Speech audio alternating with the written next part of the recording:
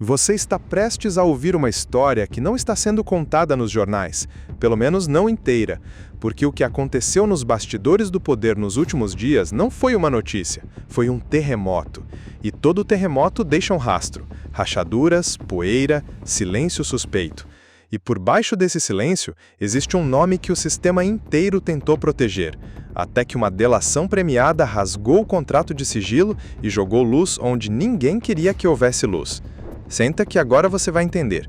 Daniel Vorcaro não é um delator comum. Ele não é um bandido de colarinho branco que foi pego de surpresa. Ele é o dono do Banco Master.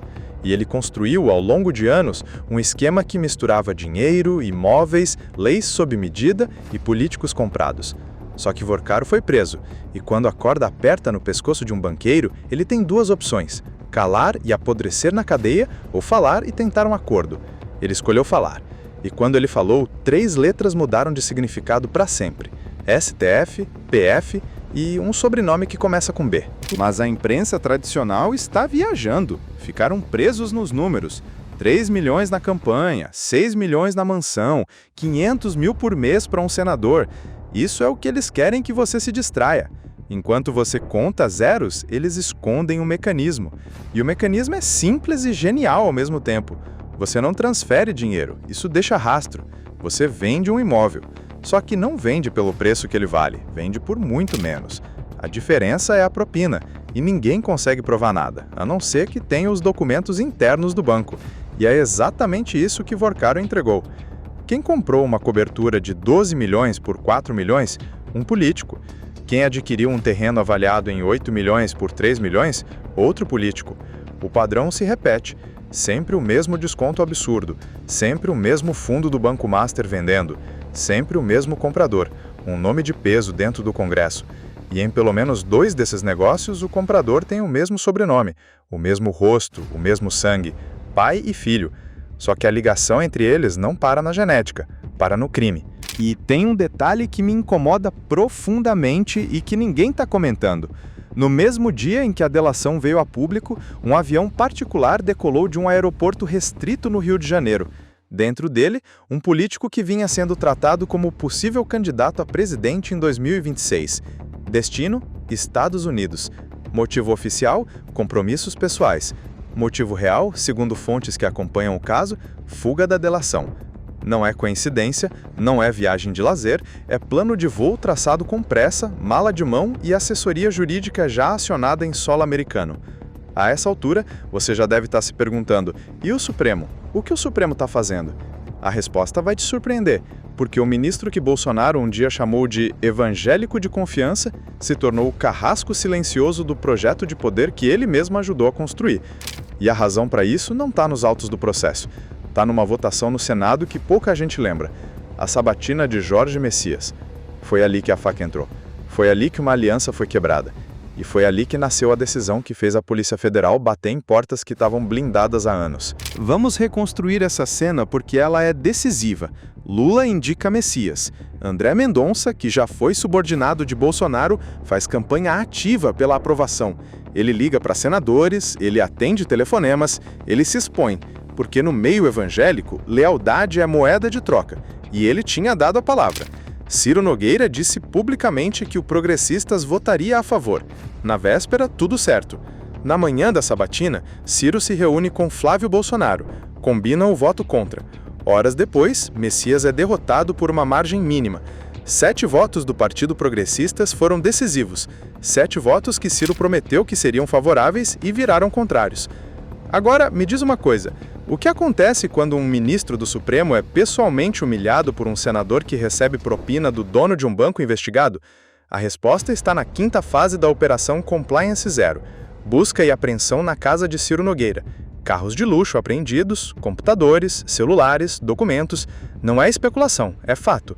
E a pergunta que ecoa nos corredores de Brasília é uma só: quem mandou bater? Quem autorizou?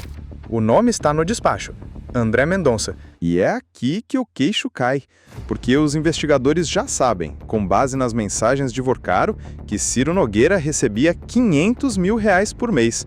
Mas eles não têm só a palavra do delator, eles têm os metadados dos arquivos. E metadado, para quem não sabe, é o que a tecnologia tem de mais parecido com uma câmera escondida. Quando Ciro apresentou uma emenda que beneficiou diretamente o Banco Master, o computador que criou o arquivo não era o computador do gabinete dele, era o computador do advogado do banco. O advogado escreveu a emenda, o senador apresentou, o banco lucrou e o povo pagou. Eu sei que parece roteiro de filme, mas não é. É a vida real. E a vida real é mais suja que qualquer ficção.